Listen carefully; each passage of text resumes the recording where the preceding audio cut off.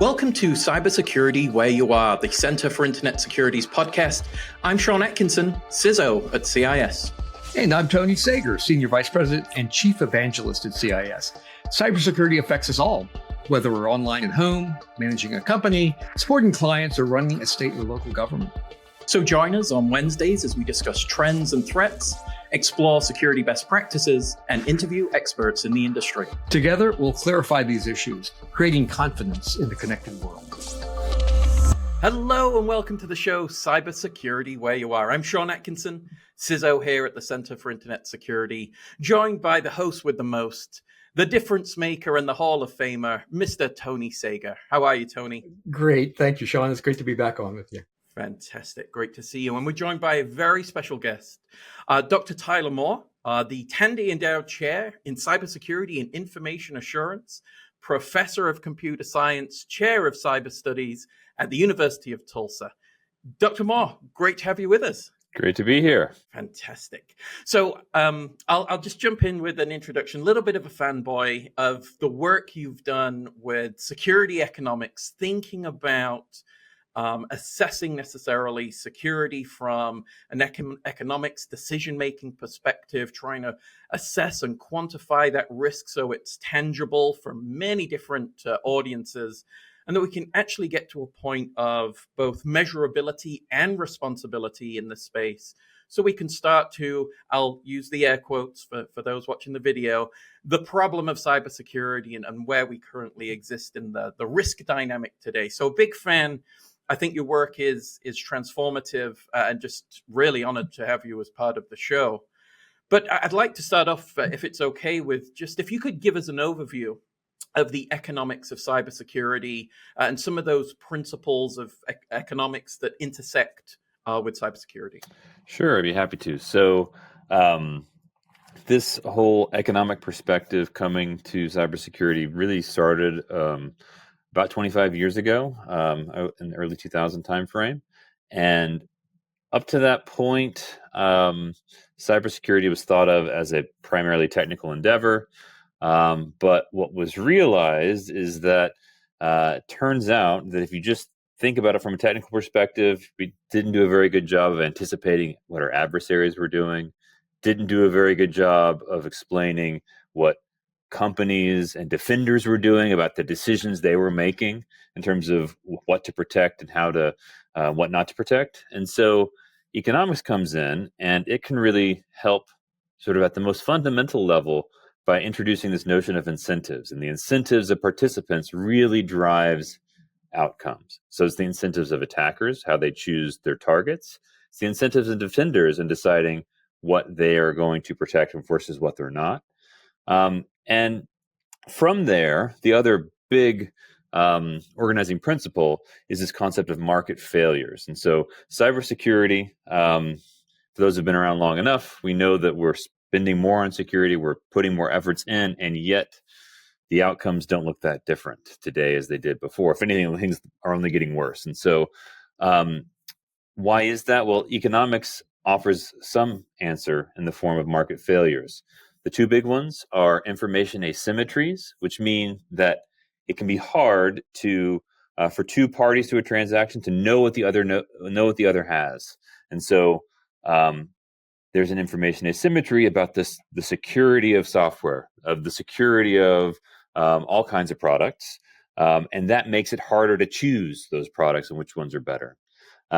There's also externalities where typically harms, bad things, insecurity, that consequence falls on third parties, not the individuals, organizations making the decisions. And so these starting concepts really kind of help explain the challenges of security and ultimately point to what needs to be done in order to actually make improvements in security going forward.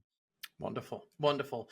And again, just to, and Tony, I aligned to 25 years ago with CIS and us developing the concepts necessarily in the space. But Tony, I'll go back to some of the thoughts that we've solved cybersecurity 40 years ago. We've just not implemented it yet necessarily. What are your thoughts? Well, I think there's some really important themes here. And by the way, Tyler, one of these days I've been giving some thought to, just as a complete branch off to the tree here. There was a period of time, I don't know if you know this, my first career was 35 years at the National Security Agency as a cyber defender inside an intelligence agency. So I had a pretty unique view of the world. But there was kind of a period from the very late 90s for about a decade where just tremendous number of shaping activities happened, from the interaction with the public, the really explosion of the internet as a commercial and social activity, and so forth. So, it's interesting to talk about 25 years ago because it kind of lines up with where a lot of things that I was seeing. But, so what we're discussing before you came on, so I was there, not part of it, but in the mid 80s was kind of the high point of some of the smartest minds on earth thinking about computer security. And you're right. They took a nod at economics, but they completely missed the boat. But it was, again, really smart people thinking about the machinery of computing, how to manage data, how to separate it, how to set policies and enforce them through technology. And it was a tremendously interesting time. Again, I was on the analytic part of NSA, sort of watching that shape up. So it was evaluating was the term we called it, the concepts. And the concepts are sound, and some of them are built into computing as we know it today. But and people would say, well, in the mid '80s we solved the password problem in the mid '80s, with the A1 evaluated, formally verified, blah blah blah. And in some sense, they were true, right? They were correct. But what was created didn't run PowerPoint, or could not be connected to an untrusted network without completely undoing the security model. And so what was really missed was this explosion in connectivity, but also the sort of real life things that people do with computers. And so, the notion was the government will invent it and people will then behave that way, when in fact that we saw the shift in commodity computing became the driver for the industry, right? Again, I got into this because of Apple II Pluses and IBM PCs and Commodore 64s. So but those requirements became the driver, and no one had any patience for waiting for this problem to be solved. So I think, you're on a really important theme here, but it was people thought about it, but not really deeply, I would say, and not with a kind of practical, application around this notion of a market failure. And so I think you're absolutely right on that. So one point to build on what you're saying there is, there's a difference between an existence of a technology that will solve a problem and its wide scale adoption out in the world, right? And so that's the other piece of it. So it's not just we didn't anticipate that the internet was going to emerge. It's also just because you had a technology that may have solved this password problem. If nobody's going to adopt it, then what does it matter? Is sort of the economic response. Yeah. And similarly, one of the things I say in talks is often something around this: the best technical answer has never won on its own. Because of the decision making, right? Because of the risks that you talked about, and this the notion of information symmetry is absolutely right. That is the complexity, the fuzzy language, the changes in technology. People can't make rational risk decisions because they don't have the information that would allow them to do so. But let me kind of take you down one thread of thought that we've been discussing at CIS. That there's been kind of a notion, right, that if we just shared enough information, the verb that we all worship in the DC area is share. If we all just shared information about incidents and what happened to us with everybody, then everyone would get really smart and they would know how to defend themselves. And it took me years to figure out that has never actually worked. And so because of the complexity, the number, the dynamics and all that. And I said, what's been missing, the verb that matters in security is not share, it's translate. How do I translate millions of data points of badness into a small number of positive, constructive things you can do about millions of things? And then this is, I think, the key, the way that we think of things like public policy for public health, transportation, and so forth, right? We don't ask people to become experts. We translate science into behaviors. And these are the behaviors that we encourage or discourage based upon and the assumption we assume as citizens, smart people at the FAA are thinking about aircraft construction. Smart people here over here are thinking about bridge construction. Is that kind of the model that we're headed towards? Is that a useful way to encapsulate some of this complexity into decision making?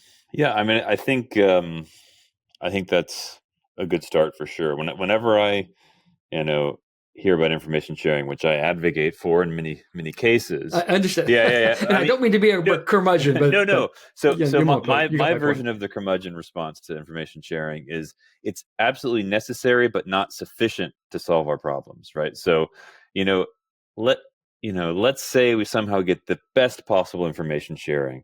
I think it could really help eliminate many of the information asymmetries that are present. You could really and solve that issue. But that's going to do nothing for dealing with misaligned incentives when they exist, and for nothing for externalities. So basically, you still have to consider that people are going to make decisions in their own interest, and organizations are. And having all the information in the world about it isn't going to always be the solution. Now, it can solve a lot, and I think that's why it's good for public policymakers to focus on information sharing as an achievable sort of next step goal. But it's definitely not the end all. Exactly. Well, I think in some cases, Tony, with Dr. Moore, under CIS, the banner is the Multi-State Information Sharing and Analysis Center, as well as the election infrastructure. And having those elements, I think, has helped, not solved, but I think it's helped solved necessarily an ability to address the problem, I think, more succinctly. And Tony, as we go into the vastness of data, the frameworks and things, I owe you money. You know this with the commentary of the fog of Moore. And then obviously I have to say it because of obviously Dr. Moore's last name. But we've got this right? Fog. Exactly. But we have this, in some cases, sharing is good.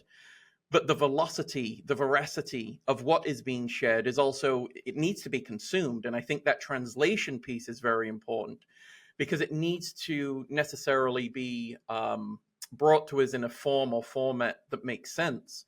And really what aligned me to your work, Dr. Moore, was the translation necessarily of return of security investment and those types of elements that are translatable for financially driven minds from C-suites and things of that nature that helps that translation. I think that's so important to be able to conceptualize that it helps with the measurement. Then it also helps distinguish responsibility.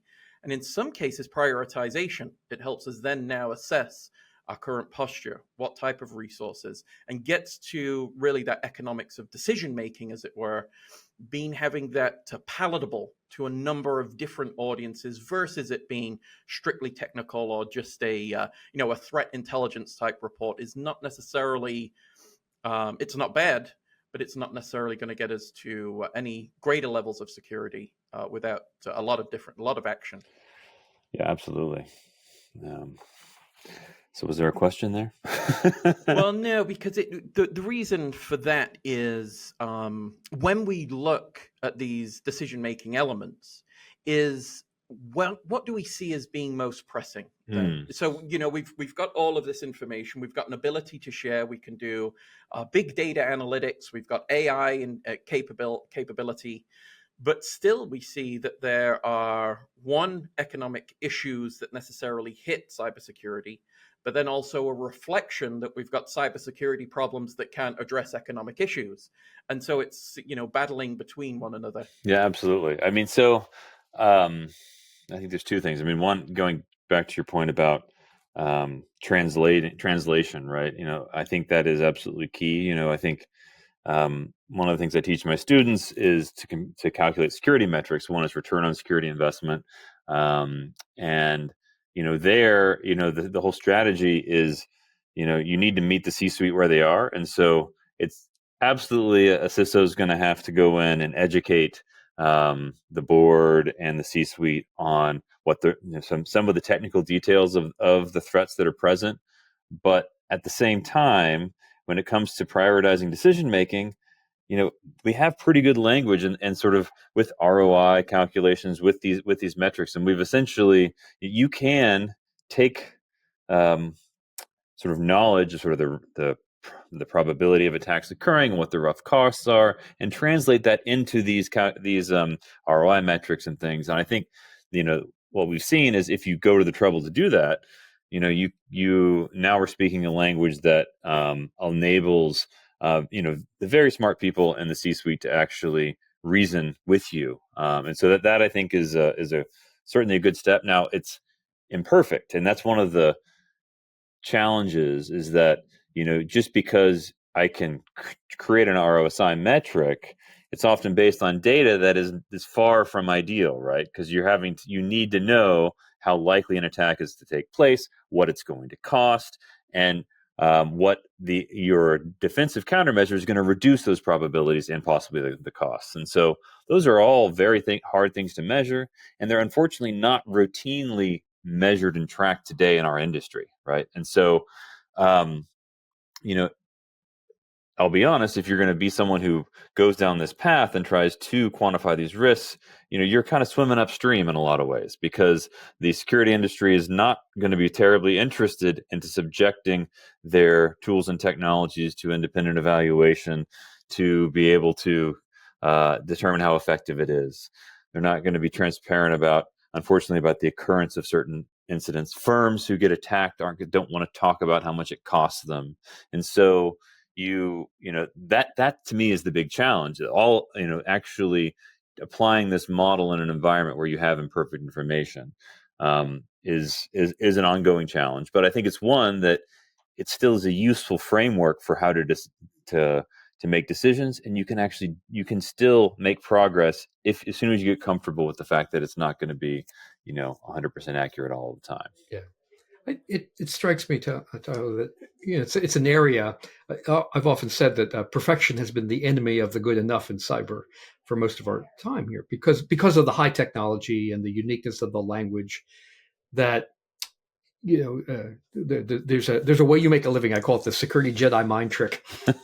Whatever you're doing, that's very clever, but I know 5 more scenarios that will undo that, and that might technically be true, but is it actionable? Does it make sense? Is it high enough probability? Is it, so if you try to design against everything, then you wind up paralyzed and designing against nothing. And so we're with you. There's sort of but where is the level of confidence, right? How do we get enough? And I would agree with you that we have more data. Speaking as an old guy in the business, where back in the day, right? Anything sort of specific was in the double top secret, only anointed government people and their friends will know. And I look at today's world, oh my God, we're drowning in data. Yeah. Now the problem is inconsistent, noisy, uncertain quality. There's lots of challenges with that, but we actually know more about bad guy tradecraft, right, in a very public way than we ever have had, in the history of this industry. And so if we can't work with that, then shame on us.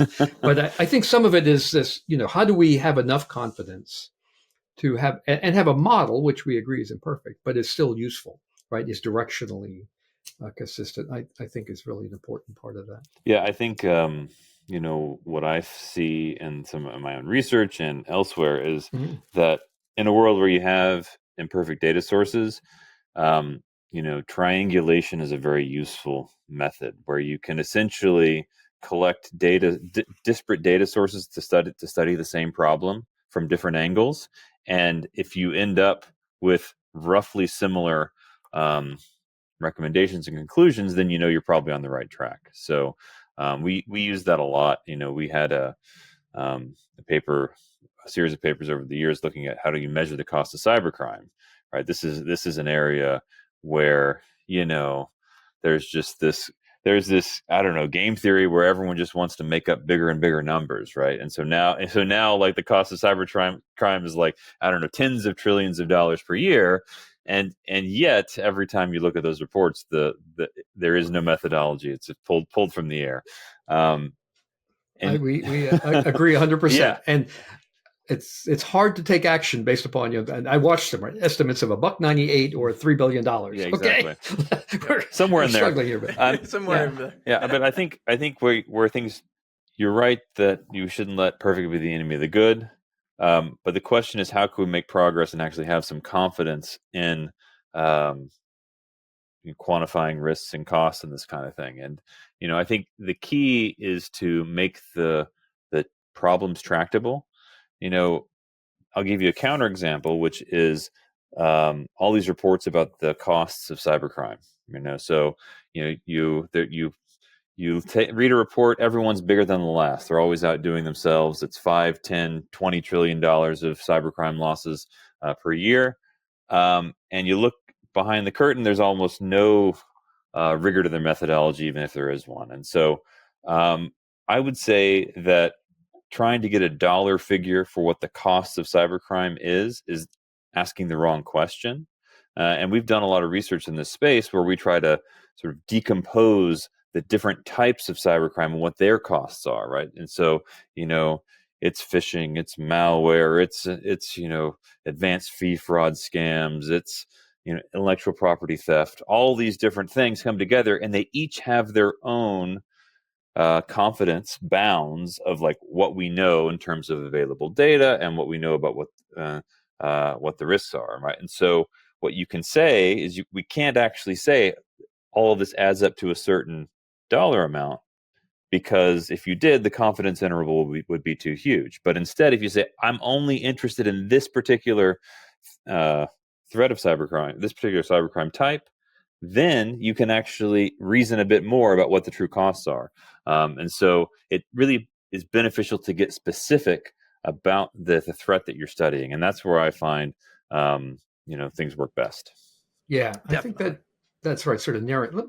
I don't know if you follow our work, Tyler, but the one of the things we have tried to do. So we're responsible, among other things, for creating security guidance. And think of that translation, right? We look at all this threat stuff, and we work with close to 20,000 state local governments.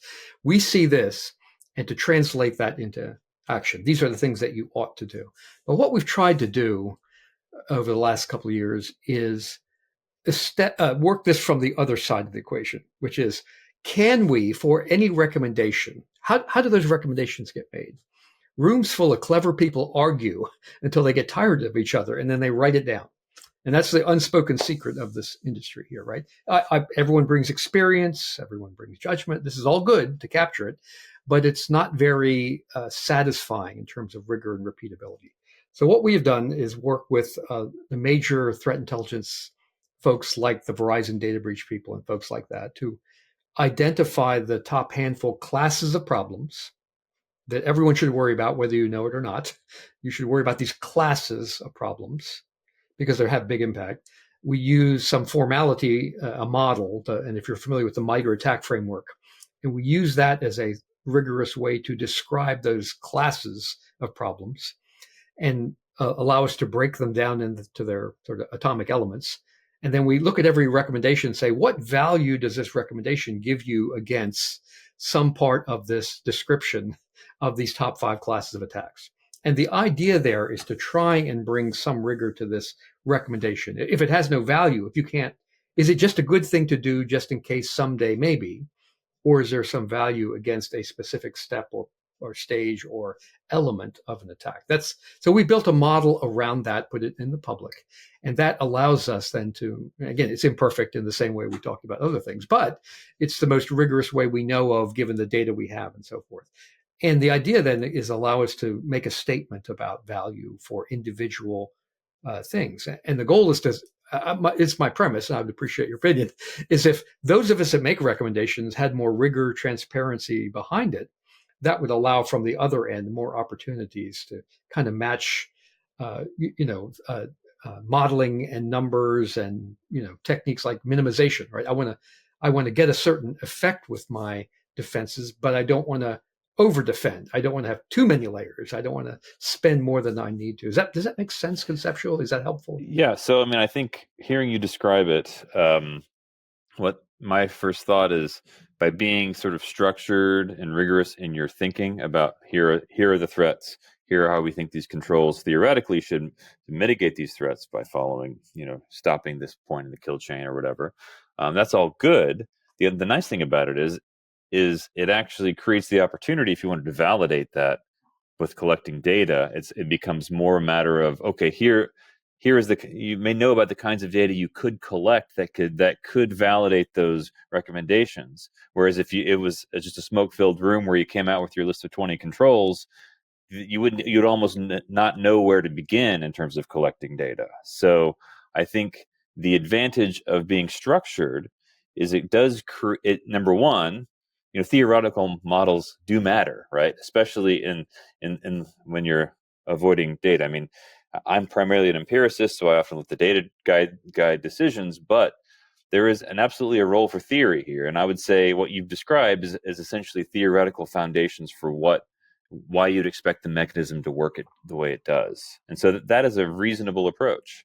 But it also sets up the potential for validation with Now, data down your the line. point is that having a model now directs your gathering is a really critical one, right? It says that you use kind of what you have, and you have this mishmash of data from Verizon and Palo Alto and CrowdStrike and all these great companies. This is why when I first looked at this when I retired in 2012, again, I came from a closed community where you had, it's double top secret, and you have insight that's not generally available to the public. Then I get outside of the walls there, past the concertina wire, and I go, what do I got to work with? Wow, look at all this mountains of stuff that's actually out there being given away as marketing materials. We got to be able to do something with it. But I think your point is, again, some structure allows us then to make that value judgment of this type of attack in general has more impact than others, and I want to collect more information about it. But I need a way to kind of narrow the thinking. And I think that I hadn't thought of it that way, but I think that's a really healthy way to bring those two together. Absolutely. And, on whenever we were trying to measure empirically the costs of cybercrime, we started with a very simple model as well of like sort of decomposing the different components of the costs of direct costs, indirect costs, the infrastructure costs, and these kinds of things. And then that set out, when we were reviewing, again, the public information on attacks for different crime types, we said, we have data here, and here, so that's our estimate. We don't know anything about this category, so it's sort of an unknown, but we've now named the unknown, and we sort of narrowed the scope of where the lack of information is. Yeah, I think one of the ways I've thought about this is that, so if you take the smoky room model that you had, right, that's sort of a pure judgment model. I'm counting on these smart people to cooperate enough and to bring enough experience to the table that's something good.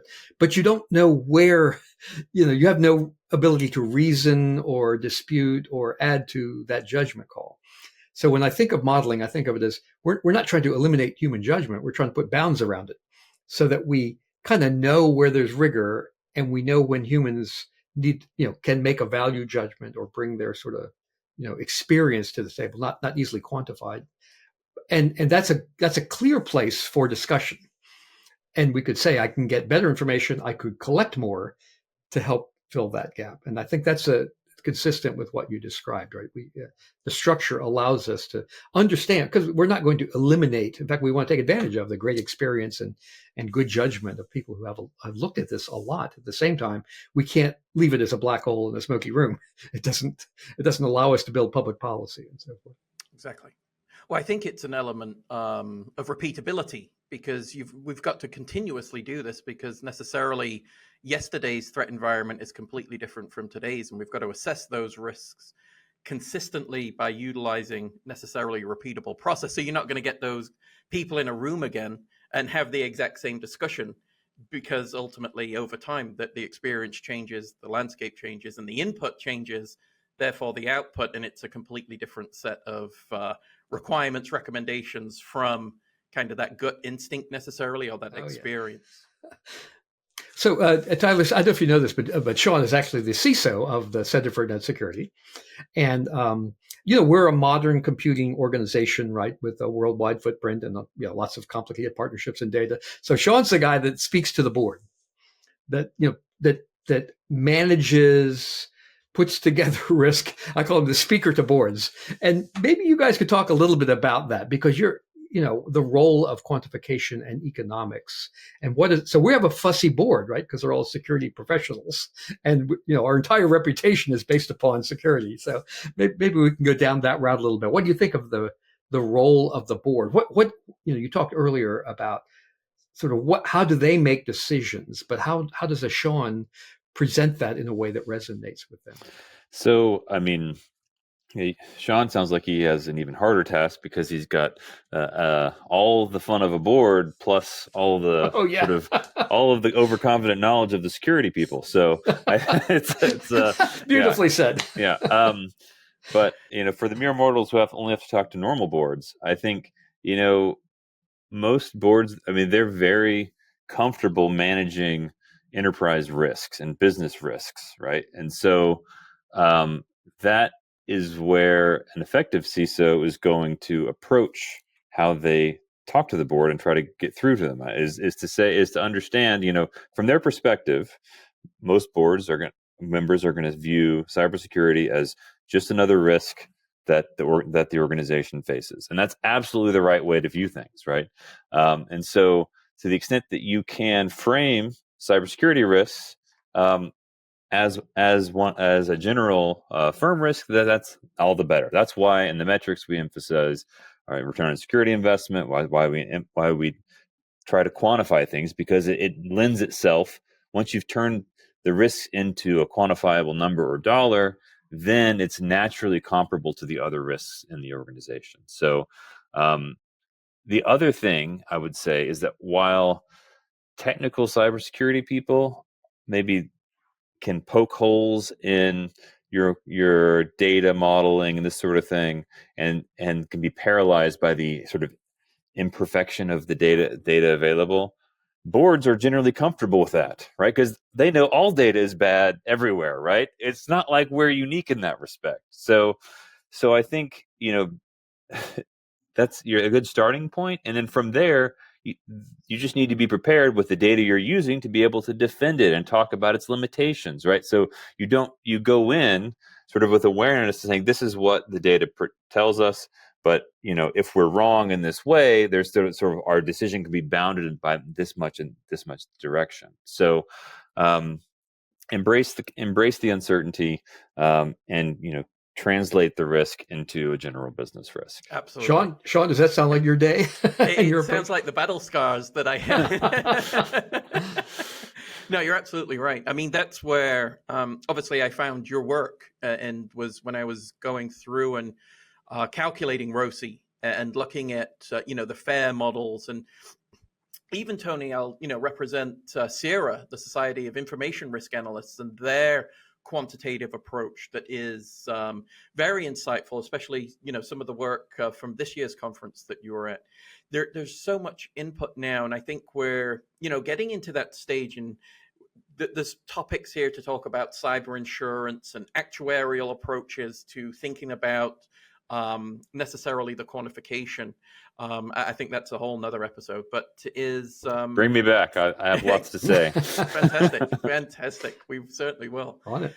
But it brings us to this point of, and I think that's what you hit upon, Tony, was translation, right? It is taking this, being able to translate between the board necessarily, and then also bringing that board perspective back to the organization. And in some cases, I think there's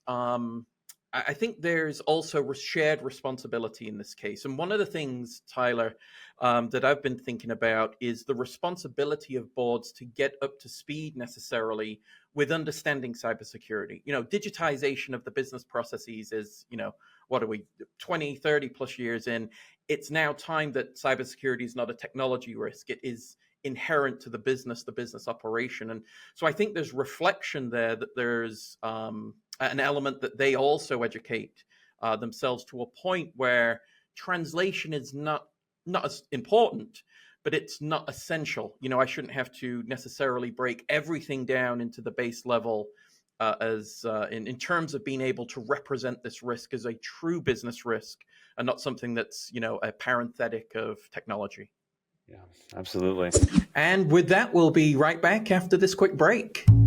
Most organizations want to streamline their cybersecurity and compliance efforts. It's just not always easy to do so on your own. That's where a CIS Secure Suite membership can help. It provides benefits, tools, and resources designed to help you implement the CIS critical security controls and CIS benchmarks. SecureSuite can help you strengthen your cyber defenses, comply with common standards, and cybersecurity frameworks, all while saving you time, money, and effort. Apply for membership today by visiting cisecurity.org. Start secure and stay secure with CIS SecureSuite. Thank you, and let's jump back into the episode. So, Tyler, is there anything you would leave our audience with, the big message, the big idea that you've seen, obviously, through your research, what you've provided the community, what you continue to teach and lecture the lucky students at the University of Tulsa? Any thoughts there? Yeah, what I would say is, especially for the practitioners out there, don't be afraid to try risk quantification, and it doesn't have to be overly complicated. There are different approaches. You mentioned, Sierra and FAIR. Those are, there's a lot going for them. But, very base level sort of calculations are worth considering even as a thought exercise. So, I'll give you a story. I don't know if it's the best thing to end on, but, security people are notorious for maybe over suggesting controls without thinking about what the costs are, right? Shocker.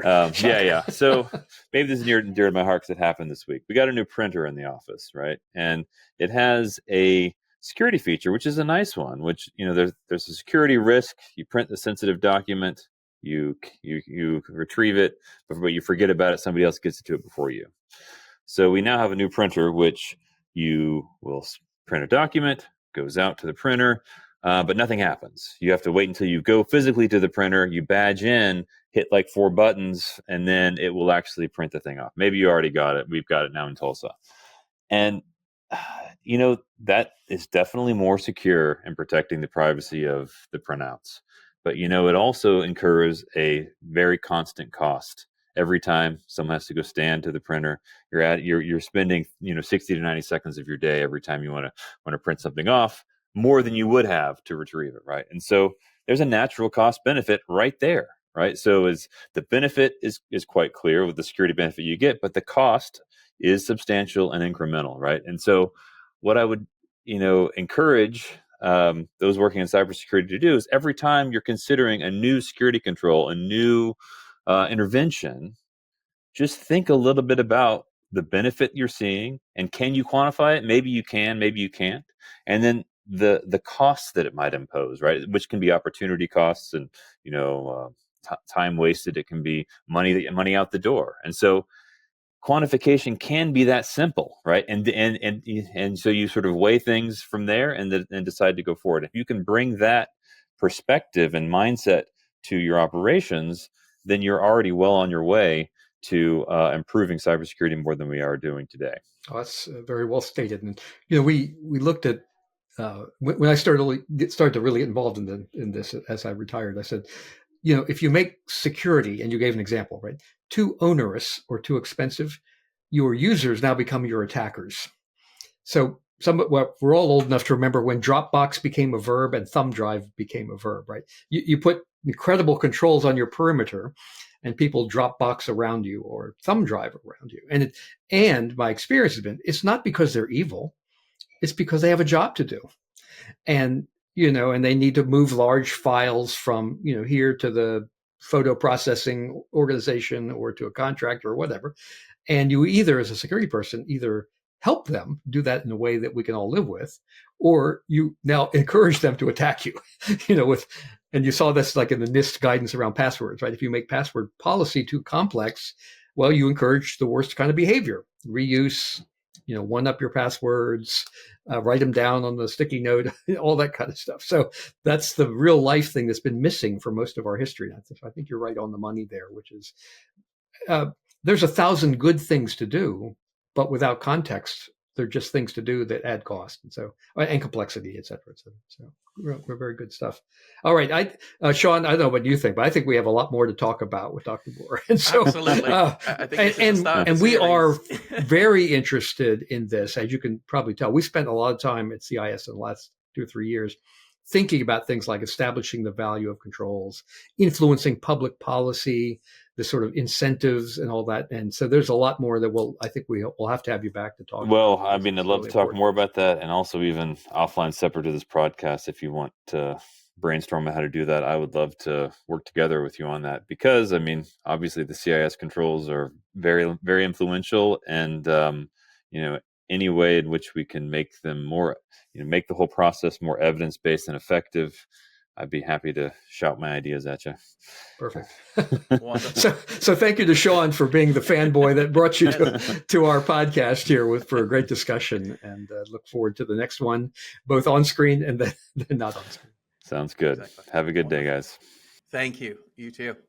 And thank you to our audience. Really appreciate it. Make sure to subscribe in all the usual ways. Catch us on YouTube at the CI Security. And with that, we'll talk to you soon. Thank you for listening to the podcast today.